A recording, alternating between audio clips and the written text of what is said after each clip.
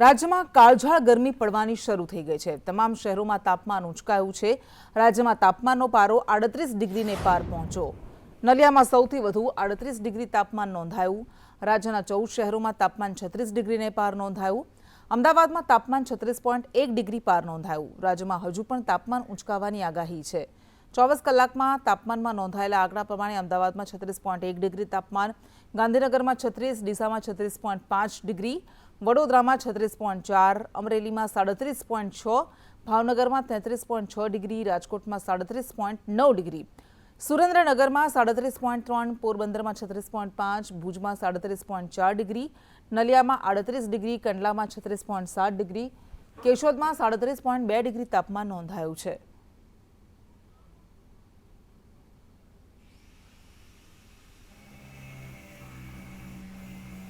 પાટીદાર દીકરીઓ પર કાજલ હિન્દુસ્તાનીએ વિવાદિત નિવેદન આપ્યું છે। પાટીદાર યુવતીઓ વિધર્મી બોયફ્રેન્ડ બનાવે છે। યુવતીઓ વિધર્મી બોયફ્રેન્ડને કરોડોની ગિફ્ટ આપે છે।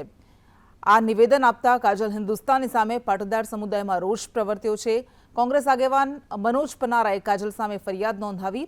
પાટીદાર સમાજની દીકરીઓને બદનામ કરવાનું આ ષડયંત્ર છે તેવો તેમણે આરોપ લગાવ્યો। તો દિનેશ બાંભણિયાએ કહ્યું કે કાજલે જાહેરમાં આવા નિવેદન ન કરવા જોઈએ। પાટીદાર સમાજને બદનામ કરવાનો આ પ્રયાસ છે। મોરબીના એક જ કોલેજની 7 પટેલની દીકરીઓ, ફરી કહું છું 7 પટેલની દીકરીઓ બોયફ્રેન્ડ બધા મુસલમાન બનાવ્યા છે ને અંદર બોયફ્રેન્ડ બદલે છે કે 4 દી આના સાથે હું મજા કરીશ, 4 દી તું મજા કરજે, પછી અંદર બોયફ્રેન્ડ સ્વેપિંગ ચાલે છે ને। એ સાથે મળીને ઓલા મુસ્લિમ છોકરાઓને 40 લાખ રૂપિયાની 4 વ્હીલર લઈને ગિફ્ટ આપી દીધી, કેમ કે પિતા બહુ પૈસા કમાવામાં વ્યસ્ત છે, માતા રીલ બનાવવામાં અને પોતાની મસ્તીમાં મસ્ત છે। ઘરમાં લાખો રૂપિયા પડ્યા છે, ઓલી અંદર તિજોરીમાંથી પૈસા કરોડો પડ્યા હોય, એમાંથી 2-5 લાખ રૂપિયા કાઢી લે તો કોને ખબર પડવાની છે? 7 છોકરીઓ 5-5 લાખ રૂપિયા ઘરમાંથી ચોરી કરે તો ખબર કોને પડવાની? એ છોકરીઓની ઉંમર છે 16 અને 17 વર્ષની। હવે વિચારી લ્યો આપણું સમાજ કઈ જગ્યાએ જઈ રહ્યું છે। સામાન્ય તો આ ફેલાવે છે ને આ કોઈ પાટીદાર સમાજનો રિપ્રેઝેન્ટેટિવ નથી। એનું બેકગ્રાઉન્ડ તો ચેક કરો કે છે કોણ। એટલે આ અત્યારે જે બરસાતી મેંડક પારે નીકળી ગયા છે ને, ચુનાવ આવે છે એટલે કોંગ્રેસી આવો કોઈ દિવસ પાટીદાર તો છોડો, ના તો એ હિન્દુઓના છે ના એ સમાજના છે। આ ઇન્ડી એલાયન્સ વાળા છે જે સનાતન ધર્મના અંતની વાત કરે છે। અને અત્યારે કેમ કે ચૂંટણીનો સમય છે એટલે એ લોકોને કઈ મુદ્દો મળતો નથી, પણ પાટીદાર સમાજ બહુ હોશિયાર છે। એક પર્ટિક્યુલર સમાજનું નામ લઈને વાત કરવાનો હેતુ શું, એ પણ એક સવાલ ઉઠી રહ્યો છે આપની સામે। ભાઈ 50 મિનિટની ક્લિપમાં દરેક સમાજનું નામ લીધું છે। શું કામે પટેલ સમાજનું જ એડિટ ક્રોપ કરીને ચલાવો છો?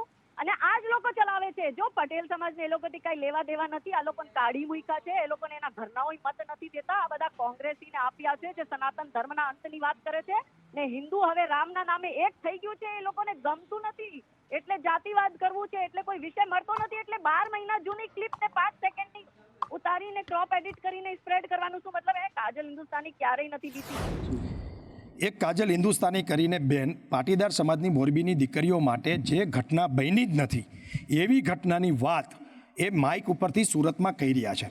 અમારી વાત એટલી છે કે બેન આવી ઘટના નથી બની છતાં જે વાત કરે છે એ વાતની માફી માગે, પાટીદાર સમાજની દીકરીઓને બદનામ કરવાનું બંધ કરે। અને અમે એફઆઈઆર દ્વારા એટલું જ કહેવા માગીએ છીએ કે જે ઘટના નથી બનતી એની ટીઆરપી માટે, એની વાહવાહી માટે બેન શા માટે આવી વાત કરી રહ્યા છે? અને આજે પાટીદાર સમાજની દીકરીની વાત કરે છે, કાલે બીજા સમાજની દીકરીની વાત કરશે આ બેન। એટલે આવી વાત બેન કરતાં બંધ થાય, વહી મનસ્ય ફેલાવતા બંધ થાય અને મોરબીની દીકરીઓને બદનામ કરતા બંધ થાય।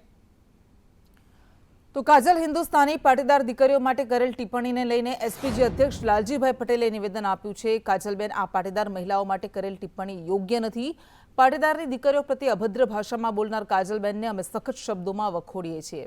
આ મામલે મનોજભાઈ પન્નારા જે કાજલ હિન્દુસ્તાની સામે ફરિયાદ કરવા જઈ રહ્યા છે તેમને અમારો સપોર્ટ છે તેવું તેમણે કહ્યું। આ ઉપરાંત એમ પણ કહ્યું કે જ્યાં જ્યાં કાજલ હિન્દુસ્તાનીનો પ્રોગ્રામ હશે અમે એનો વિરોધ કરીશું। તો કાજલ હિન્દુસ્તાની એટલે સમગ્ર હિન્દુ સમાજની દીકરીઓ બચાવવાનું કામ જાહેર મંચ ઉપરથી જ્યારે બોલતા હોય અને પર્ટિક્યુલર પાટીદાર સમાજની 7 દીકરીઓ આવું કૃત્ય કરી રહી છે એ કહેતા પહેલા એમને વિચાર કરવો જોઈએ। કારણ કે હિન્દુ સમાજની દીકરીઓ બચાવવાનું જ્યારે બેન કામ કરી રહ્યા હોય તો એમને ખબર છે કે જો દીકરીઓ આવું કામ કરી રહી હોય તો એના મા બાપને મળી અને એનું સોલ્યુશન લાવવું જોઈએ. આ રીતે જાહેર મંચ ઉપર, એમાંય પાટીદાર સમાજના જાહેર મંચ ઉપરથી આ બેનને બોલવાની હિંમત કેવી રીતે થઈ? એટલે સમગ્ર પાટીદાર સમાજ આ એમના બેનને આ જે શબ્દો વાપરે અમે વખોડીએ છીએ. અને આવનારા સમયની અંદર જ્યારે પણ કાજલ હિન્દુસ્તાની જો માફી નહીં માગે તો જે પણ જગ્યાએ પ્રોગ્રામ થાય એસપીજી ટીમ એમનો વિરોધ કરીશું અમે. હું એવું માનું છું કે સસ્તી પ્રસિદ્ધિ મેળવવા માટે થઈને કાજલબેને આ પ્રકારની એક ટિપ્પણી કરી રહી છે. સોશિયલ મીડિયામાં વાયરલ થાય વિડીયો આ હેતુથી કોઈપણ સમાજની દીકરી વિશે, કોઈપણ સમાજના એ દીકરીના મમ્મી વિશે, એના પપ્પા વિશે જે ભાષાનો કાજલબેને ઉપયોગ કર્યો છે અતિ ખરાબ ભાષા છે. હું આને વખોડું છું અને તાત્કાલિક અસરથી કાજલબેન પાટીદાર સમાજની માફી માગે અને ભવિષ્યમાં પાટીદાર સમાજ નહીં પણ કોઈ પણ સમાજ વિશે કાંઈ પણ આવું વર્તન ન કરે કે આવા શબ્દો ન બોલે એવી કાજલબેન પાસે એક આશા રાખું છું. ગુજરાત યુનિવર્સિટી હોસ્ટેલમાં મારામારી મુદ્દે કાર્યવાહી કરવામાં આવી રહી છે. હોસ્ટેલમાં મારામારી મુદ્દે અત્યાર સુધી 5ની ધરપકડ કરાઈ છે. સાહિલ દુધકિયા, હિતેશ મેવાડા, ભરત પટેલની ધરપકડ કરાઈ. આ ઉપરાંત ક્રાઇમ બ્રાન્ચે ક્ષિતિજ પાંડે અને જીતેન્દ્ર પટેલની પણ ધરપકડ કરી છે. હોસ્ટેલ પરિસરમાં નમાઝ પઢવા મુદ્દે બબાલ થઈ હતી. વિદેશી વિદ્યાર્થીએ લાફો મારતા મામલો બીચક્યો હતો તેવો આરોપ લાગ્યો હતો. આ તરફ હોસ્ટેલમાં વિદ્યાર્થીઓને પથ્થરમારો કરીને ઇજાગ્રસ્ત કરવામાં આવ્યા હતા. માર મારીને તોડફોડ કરવામાં આવી હતી. વિદેશી વિદ્યાર્થીઓ દ્વારા આ આરોપ લાગ્યા હતા. ઘટનાને લીધે જ્યાં જ્યાં લેપ્સીસ અમને દેખાયા છે એ લેપ્સીસને તરત જ દૂર કરવામાં આવ્યો છે અને અમુક એડમિનિસ્ટ્રેટિવ પગલાઓ લીધા છે. ઇન્ટરનેશનલ સ્ટુડન્ટ એડવાઇઝર એટલે કે ISA કહેવાય છે એમને ચેન્જ કરવામાં આવ્યો છે. એના અંડરમાં જે ફ્રન્ટ સ્ટાફ હતો એને પણ ચેન્જ કરવામાં આવ્યો છે. સિક્યોરિટીની પણ કેવી રીતે વધારે સિક્યોરિટી આપી શકાશે એ નિર્ણય લેવામાં આવ્યો. 2 જ હોસ્ટેલ્સમાં રહેશે જે અગાઉથી ગર્લ્સ હોસ્ટેલ્સ છે ત્યાં અને NRI હોસ્ટેલ કરીને ફોરેન સ્ટુડન્ટ્સ માટે જે હોસ્ટેલ બનાવવામાં આવી છે ત્યાં અમે આ બધા ફોરેન સ્ટુડન્ટ્સને શિફ્ટ કરીએ છીએ. ગેરકાયદેસર ફ્રેન્ડ્સ થાય છે એટલા માટે કે બેક પેપર આપવામાં આવે છે એટલા માટે કોઈના કોઈ કારણ બતાવીને હોસ્ટેલ્સમાં રહે છે. બધાને ચિહ્નિત કરીને એને કેમ્પસથી બહાર કરીએ એની આજની ડેડલાઇન છે લીધા છે. ઇન્ટરનેશનલ સ્ટુડન્ટ એડવાઇઝર એટલે કે ISA કહેવાય છે એમને ચેન્જ કરવામાં આવ્યો છે. એના અંડરમાં જે ફ્રન્ટ સ્ટાફ હતો એને પણ ચેન્જ કરવામાં આવ્યો છે. સિક્યોરિટીની પણ કેવી રીતે વધારે સિક્યોરિટી આપી શકાશે એ નિર્ણય લેવામાં આવ્યો. 2 જ હોસ્ટેલ્સમાં રહેશે જે અગાઉથી ગર્લ્સ હોસ્ટેલ્સ છે ત્યાં અને NRI હોસ્ટેલ કરીને ફોરેન સ્ટુડન્ટ્સ માટે. લોકસભાની ચૂંટણી પહેલા ભાજપમાં ભરતી મેળો યથાવત છે. આવવામાં મોડું થયું તેના માટે માફી માંગુ છું તેવું પાટીલે કહ્યું અને ત્યારબાદ સમયસર કાર્યક્રમ શરૂ થાય તે નિયમ છે. મારાથી નિયમ ભંગ થયો એટલે માફી માંગી. લાભાર્થીઓ સુધી લાભ પહોંચે તેવો PMનો પ્રયાસ હોય છે તેવું પણ તેમણે કહ્યું.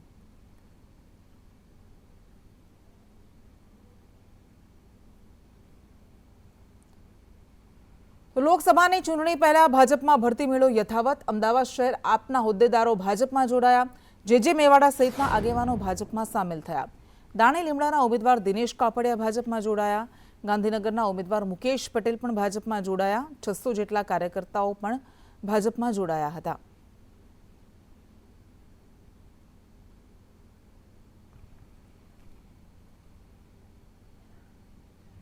ડભોઈના ધારાસભ્યનો બાલકૃષ્ણ ઢોલાર પર કટાક્ષ કે લગ્ન કરીને વહુ સાસરે જાય ત્યારે તેના વખાણ થાય છે. પછી શું પરિસ્થિતિ થાય છે તે ઘરવાળાને ખબર હોય છે. બાલકૃષ્ણ ઢોલારે કોંગ્રેસમાંથી ચૂંટણી લડી હતી. લોકસભાની ચૂંટણી પહેલા જ બાલકૃષ્ણએ ભાજપમાં ઘર વાપસી કરી. લગ્ન કરીને સાસરે જાવ ત્યારે વહુના બહુ વખાણ થતા હોય પણ એ વહુ જ્યારે પાછી જાય ત્યારે શું પરિસ્થિતિ થાય અને ઘરવાળા પણ એને કઈ નજરે જુએ આપણે સૌ જાણીએ. ચૂંટણી પહેલા ગુજરાતની રાજનીતિના મોટા સમાચાર. વિપક્ષના ઇન્ડિયા ગઠબંધનમાં વિવાદ વધી શકે છે. રાજકોટ બેઠક પર વધુ એક પક્ષે ચૂંટણી લડવાનો દાવો કર્યો છે. શરદ પવાર જૂથે રાજકોટથી ચૂંટણી લડવાનો દાવો કર્યો. શરદ પવાર જૂથના ચંદુ વઘાસિયાએ તૈયારી દર્શાવી છે. કોંગ્રેસના ઉમેદવાર હજુ નક્કી નથી ત્યાં NCPએ દાવો કર્યો. રાજકોટ બેઠકને લઈને ચંદુ વઘાસિયાએ નિવેદન આપ્યું કે 2007માં હું ગોંડલથી ચૂંટાયો હતો. હું ખેડૂત છું, લોકોની સેવા કરી છે. શરદ પવાર અને રાહુલ ગાંધી નક્કી કરે તે મુજબ કરીશું. અમે રાજકોટ લોકસભાની પણ માગણી મૂકી દીધી છે અને પવાર સાહેબ ઉપર અમને ખાતરી છે કે ભાઈ ખેડૂત નેતા, ગામડા સાથે સંકળાયેલા નેતા અને હર હંમેશ ગામડું, ખેડૂત અને ખેતી હારે બધોય સંકળાયેલા રહ્યા, તો અમને બધાને એવી લાગણી છે કે જો રાજકોટ અમને સીટ આપે, 2007માં હું ગોંડલ મને ધારાસભ્ય બનાવ્યો હતો, મને ટિકિટ આપી દીધી, તો આ વખતે એની પહેલાં હું 5માં ગોંડલ એપીસીનો ચેરમેન થયો હતો, પછી ધારાસભ્ય થયો, અને આ વખતે જો લોકસભાની ટિકિટ આપે તો હર હંમેશ હું લોકોએ જોડાયેલો માણસ છું, લોકોની સેવા કરવાનો માણસ છું, તો ટિકિટ આપે તો અમે લડી બતાવશું. ગુજરાતની 4 બેઠકો પર ભાજપના ઉમેદવારોની રાહ જોવાઈ રહી છે. મહેસાણા, અમરેલી બેઠક પર ઉમેદવારોના નામ નક્કી છે.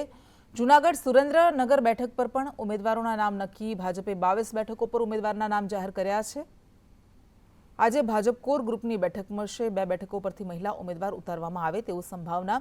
મહેસાણામાં આનંદ પટેલ અને ધનેશ પટેલનું નામ ચર્ચામાં.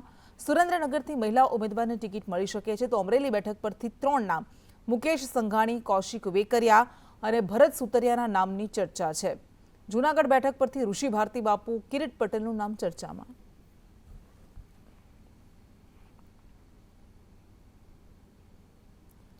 ભાજપમાં જોડાવા અંગે કનુ કલસરિયાએ મોટું નિવેદન આપ્યું. ભાવનગરના અલંગ નજીક મણાર ગામે મળેલી ખેડૂતોની જાહેર સભામાં તેમણે જણાવ્યું કે હું ભાજપમાં નથી જોડાવાનો, તે માટે મારું મન નથી માનતું, માન્યું નથી અને માનશે પણ નહીં. આ સાથે જ તેમના ભાજપમાં જોડાવાની લાંબા સમયથી ચાલી રહેલી ચર્ચા પર તેમણે વિરામ મૂક્યો. હમણાં કીધું એમ અહીંયા મેં મારી જ કિંમત ઘણી બધી ઘટાડી છે, વારે પાર્ટી બધીને લડતા, પણ મને એમ કે આમાં કંઈક સારું હશે, આમાં કંઈક સારું હશે, પણ અંદર જેને જોઈએ તો બધું એકનો એક, ક્યાંય સારું જોવા મળતું નથી. હવે ફરી પાછા એ ભાજપના આગેવાનો ઘરે આવીને મારી સાથે વાટાઘાટો કરે, અને અત્યારે જે માહોલ છે એની અંદર આપણા બધા જેમ કહે ને કે આવો મોકો મળે તો જતો ના કરે, પણ મારું મન માનતું નથી ને માન્યું નથી ને માનશે નહીં. ચૈતર વસાવાની મુશ્કેલીમાં વધારો થયો. ચૈતર વસાવાની અરજી સેશન્સ કોર્ટે ફગાવી. ચૈતર વસાવા પર નર્મદા જિલ્લામાં પ્રવેશબંધી યથાવત છે. નર્મદા જિલ્લામાં પ્રવેશવા માટે ચૈતરે અરજી કરી હતી. ચૈતર વસાવા પર વનકર્મીને માર મારવાનો ગુનો છે. ચૈતર વસાવાએ હવે હાઈકોર્ટમાં અરજી કરવી પડશે.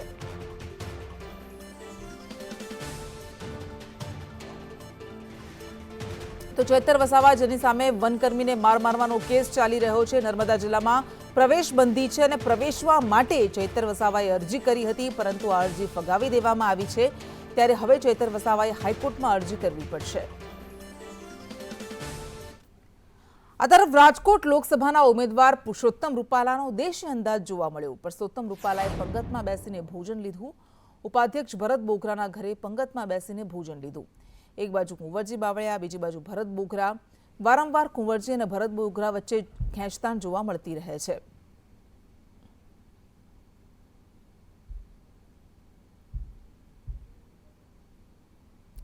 રાજ્યમાં ગેરકાયદે દબાણો પર બુલડોઝર ફરવાનો સિલસિલો યથાવત રહ્યો છે. સરકારી જમીનો અને રસ્તા પર કબજો કરનારા સામે કાર્યવાહી કરવામાં આવી રહી છે. છેલ્લા કેટલાક દિવસોથી અનેક ધાર્મિક રહેણાંક અને વ્યાવસાયિક દબાણોને ધ્વસ્ત કરી દેવાયા છે. જામનગર, ભાવનગર, કચ્છ, દ્વારકા અને સુરેન્દ્રનગરમાં ડેમોલિશનની કામગીરી સૌથી વધુ કરાઈ છે. દબાણ દૂર કરતી વખતે કોઈ અનિચ્છનીય ઘટના ન બને તે માટે પોલીસ બંદોબસ્ત ગોઠવી દેવાયો છે. અમદાવાદમાં ધાર્મિક સ્થળ તોડી પાડવાના વિવાદનો આખરે અંત આવ્યો છે. સ્થાનિકોએ વિરોધ કરતા હવે મનપાએ ધાર્મિક સ્થળને નહીં તોડવાનો નિર્ણય કર્યો.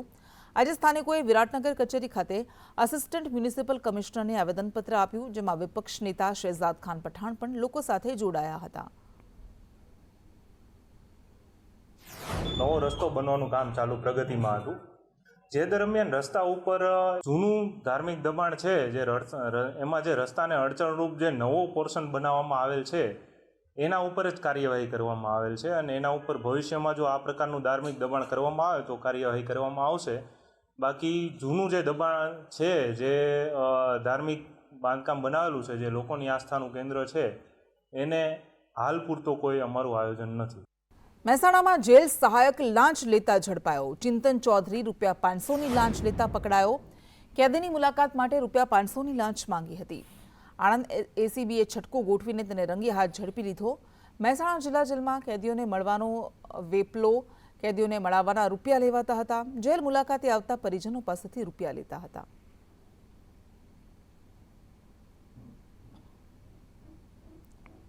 ગુજકો માસોલ કૃષિ પેદાશોની ટેકાના ભાવે ખરીદી કરશે. કેન્દ્ર સરકારની નોડલ એજન્સી તરીકે ખરીદી કરશે. તુવેર, ચણા અને રાયડાની ખરીદી કરાશે. 90 દિવસ સુધી ટેકાના ભાવે ખરીદી કરશે. 1715 કરોડની 2,45,000 મેટ્રિક ટન તુવેરની ગુજકો માસોલ ખરીદી કરશે. 1762 કરોડની 3,23,000 મેટ્રિક ટન ચણાની, 853 કરોડની 1,51,000 મેટ્રિક ટન રાયડાની, 140 કેન્દ્રો પર તુવેરની, 187 કેન્દ્રો પર ચણાની ખરીદી કરાશે.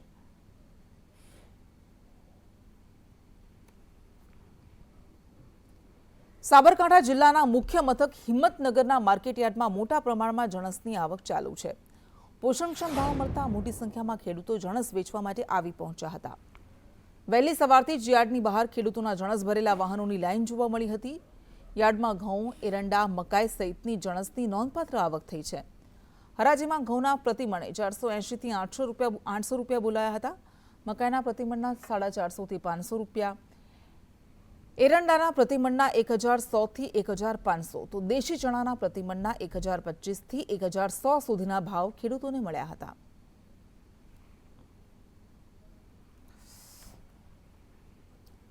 બનાસકાંઠાના ધાનેરામાં આરોગ્ય વિભાગે કરિયાણાની દુકાનમાં દરોડા પાડ્યા. દરોડા દરમિયાન ઘી, તલ, આ ઉપરાંત પાપડ, મસાલાનો એક્સપાયરી ડેટનો જથ્થો મળી આવ્યો હતો. આરોગ્ય વિભાગે એક્સપાયરી ડેટનો જથ્થો જપ્ત કરી ખાદ્ય પદાર્થોના સેમ્પલ્સ લીધા. આરોગ્ય વિભાગની તપાસને લઈને દુકાનદારોમાં ફફડાટ ફેલાયો છે. AK રાકેશને ગૃહ સચિવનો ચાર્જ સોંપવામાં આવ્યો. કૃષિ ઉપરાંત ગૃહ વિભાગનો વધારાનો ચાર્જ સોંપવામાં આવ્યો. ચૂંટણી પંચના નિર્દેશ બાદ ગૃહ સચિવ બદલાયા. પંકજ જોશી પાસે ગૃહ સચિવનો ચાર્જ હતો, જે હાલ હવે AK રાકેશને આપવામાં આવ્યો છે. આ મહત્વપૂર્ણ સમાચાર મળી રહ્યા છે. જ્યારે ચૂંટણી કમિશને આદેશ આપ્યો હતો અને 6 રાજ્યોના ગૃહ સચિવના ચાર્જ પરત લઈ લેવામાં આવ્યા હતા, ત્યારે હવે પંકજ જોશીની જગ્યાએ આ ગૃહ સચિવનો ચાર્જ સોંપવામાં આવ્યો છે. મહત્વપૂર્ણ સમાચાર મળી રહ્યા છે આ કે વધારાનો ચાર્જ AK રાકેશને કૃષિ સહિતનો ગૃહ સચિવનો સોંપવામાં આવ્યો છે.